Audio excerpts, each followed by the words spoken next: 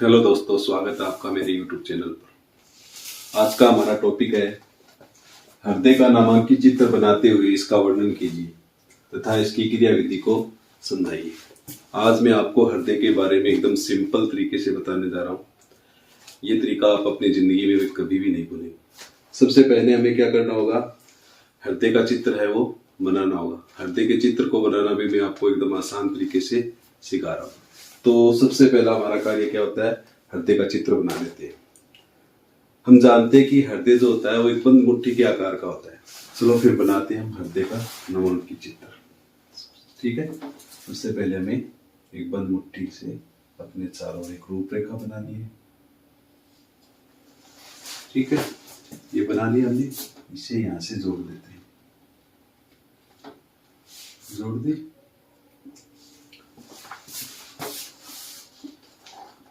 अब यहाँ पर हमें महाशिरा बना लेनी है।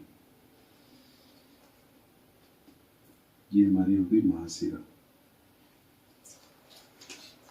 ठीक है, महाशिरा। और यहाँ पर हम बना लेते हैं फुफ्फुस शिरा। इसे यहाँ से मिला देते हैं। फुफ्फुस शिरा बना लेते हैं। सॉरी, फुफ्फुस धमनी बना लेते हैं।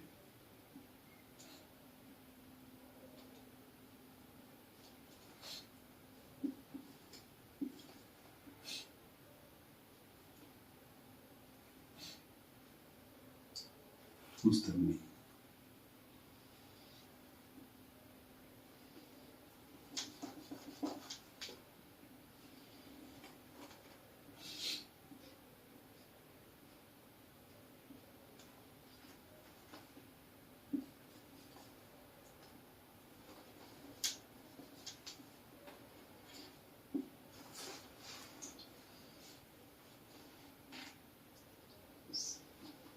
रूपरेखा तैयार कर लेते हैं।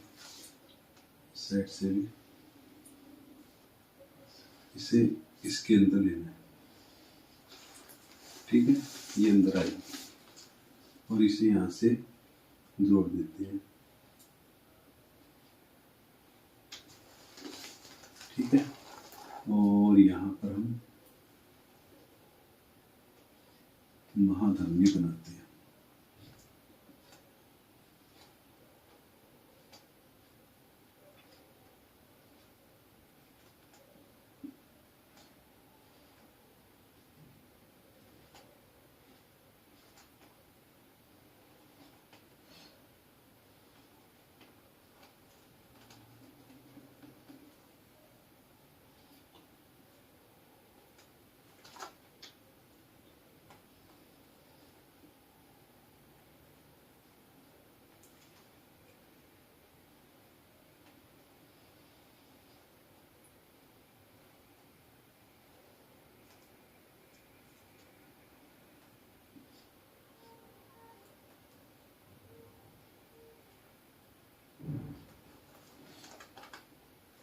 ये वाली यहाँ से आ गई। ठीक है,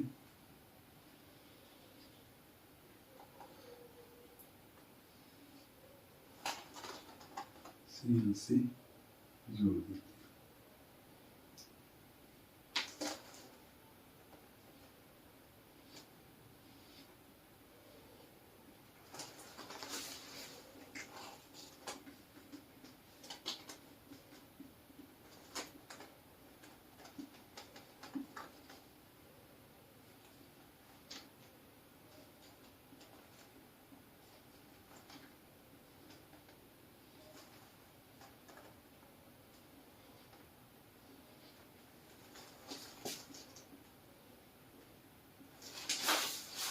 ये हमारा हृदय का चित्र हो गया। ठीक है, ठीक ठाक सा।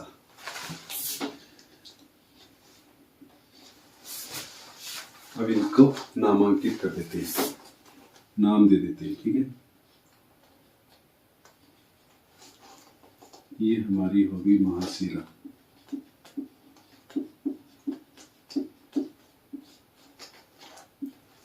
फिर हो गई हमारी महाधमनी।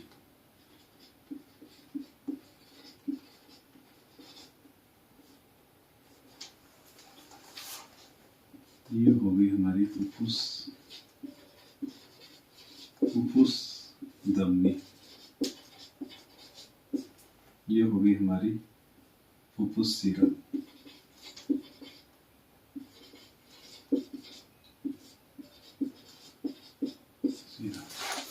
महासिरा, महाधमनी, फुफ्फुस धमनी, फुफ्फुस सिरा, ये हमारा हो गया दायां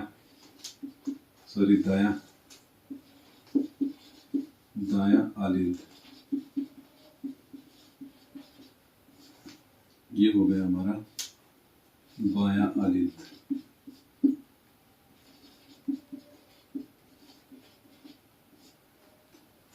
ठीक है, यहाँ पर आप एक और पाइप दे सकते हैं। ठीक है, कोई दिक्कत नहीं। ये हमारा हो गया नीले, दायां नीले।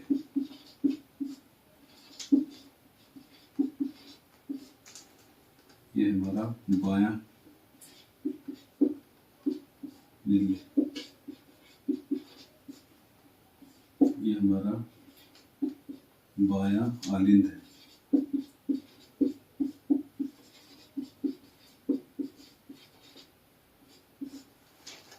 ठीक है, यहाँ पर ये जो है ये है त्रिवल्ले का पार्ट, त्रिवल्ले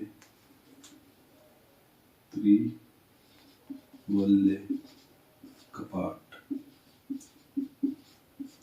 ये है द्विवल्ले, ये दो वाले द्विवल्ले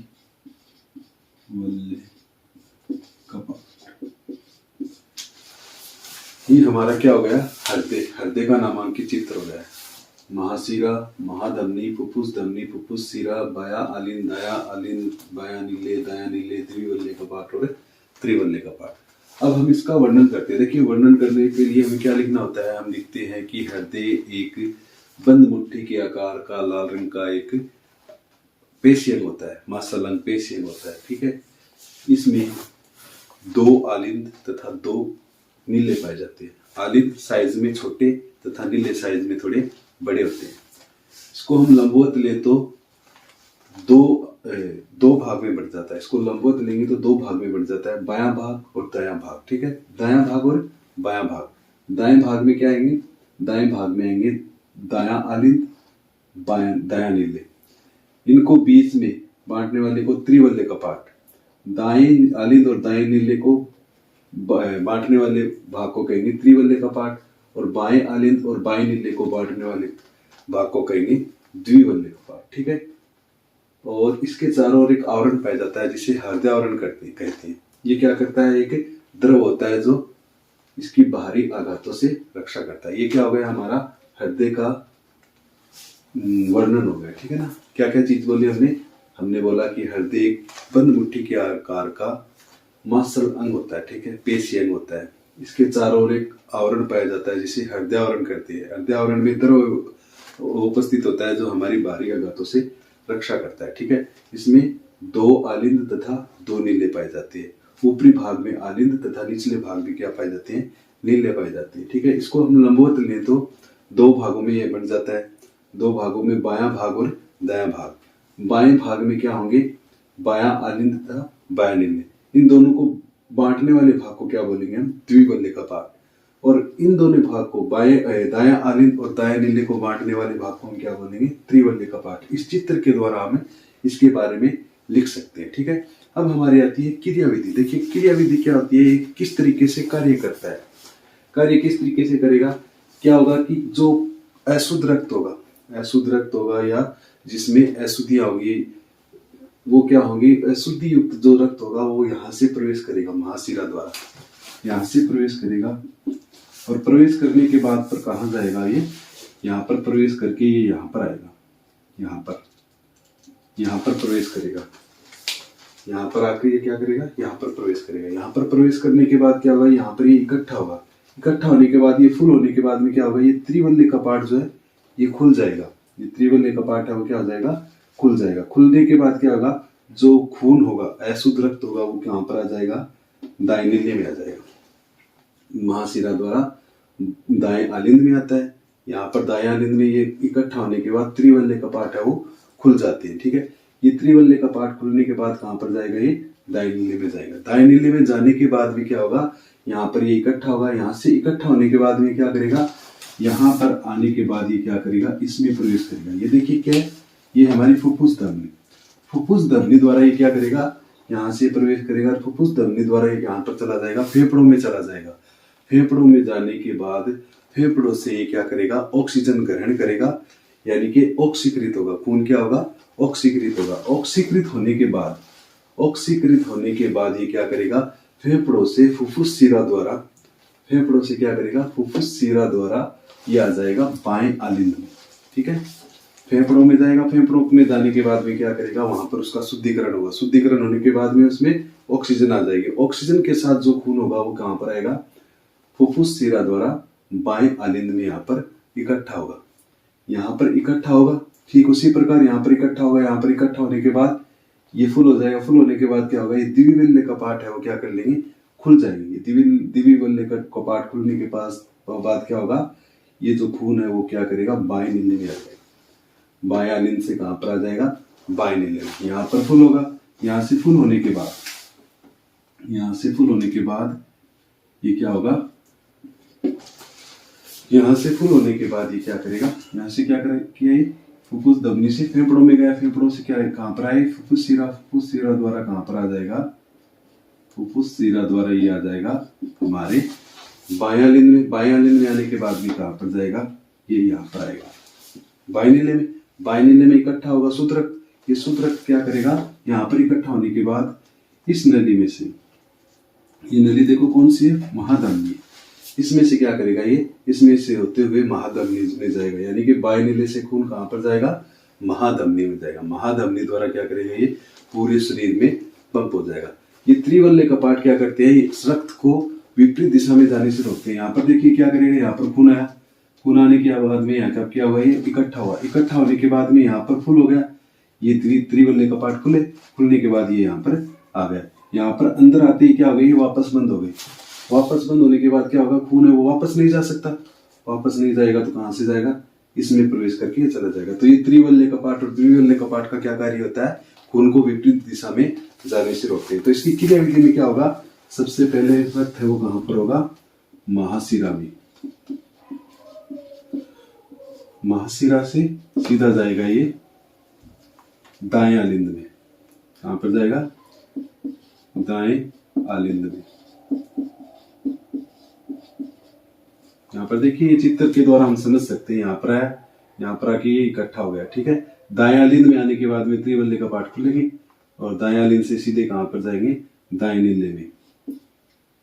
दाएं नीले में, ठीक है। ये दाएं नीले में आने के बाद में क्या होगा, यहाँ पर इकट्ठा होगा और यहाँ से कहां पर जाएगा, ये फुफ्फुस धमनी में जाएगा। फुफ्फुस धमनी, फुफ्फुस धमनी द्वारा कहां पर जाएगा, ये फेफड़ों में जाएगा।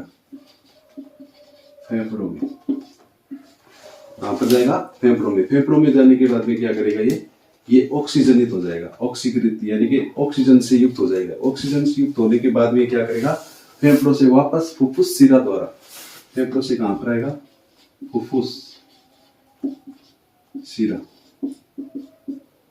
फुफ्फुस शिरा में आएगा। फुफ्फुस शिरा से ये कहां पर आएगा, बाएं आलिंद में।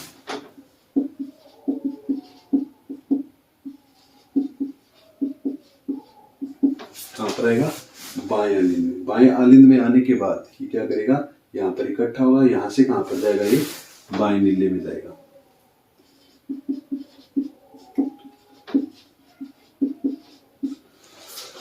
बाएं नीले में जाने के बाद में क्या करेगा, यहां से महाधमनी में जाएगा। महाधमनी में जाएगा। कहां पर जाएगा, महाधमनी में जाएगा। महाधमनी से कहां पर चला जाएगा, ये शरीर में चला जाएगा। जो शुद्ध रक्त होगा ना वो हमारे शरीर में पंप हो जाएगा। इस प्रकार से हमारे शरीर में रक्त है वो परिसंचरण करता है। यानी कि देखिए हृदय में 2 बार आ रहा है, ठीक है ना। पहले यहाँ पर आया अशुद्ध रक्त। अशुद्ध रक्त कहां पर गया, सीधा फेफड़ों में गया। फेफड़ों से वापस कहां पर आ गया, हृदय में। तो क्या हुआ, रक्त है वो 2 बार हमारे हृदय में प्रवेश करता है। एक बार अशुद्ध, उसके बाद में क्या करता है शुद्ध। वो शुद्ध जो रक्त होता है वो क्या करता है शरीर के अंदर प्रवाहित हो जाता है। इस प्रकार हम क्या कर सकते हैं, हमारे हृदय की वर्णन कर सकते हैं एकदम आसान भाषा में। देखिए आपको आसान तरीके से बताया, इस चित्र को आप बनाइए। इस चित्र को बनाने के बाद में आपके पास एकदम आसान तरीके से इसे लिख सकते हो आप, ठीक है, अपनी भाषा में एकदम सरल से सरल तरीका, ठीक है। आशा करता हूँ कि आपको ये क्वेश्चन है वो समझ में आओगे, ठीक है। अगर आपको कोई क्वेश्चन नहीं आ रहा है विज्ञान में, गणित में, तो आप मेरे से पूछ सकते हो। मेरा व्हाट्सएप नंबर जो भी है मेरे यूट्यूब चैनल पर उपलब्ध है। Thank you very much for watching my video. Thank you.